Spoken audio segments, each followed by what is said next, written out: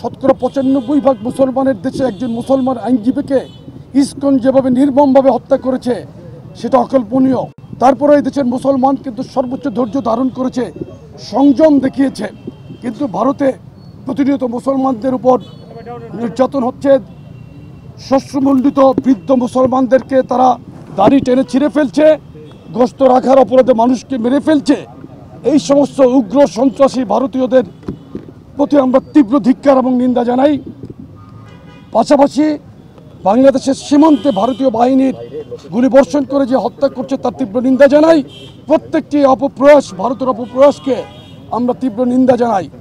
আমরা ভারতের প্রতি আমরা সুপ্রতিবেশী সুলভ আচরণ চাই।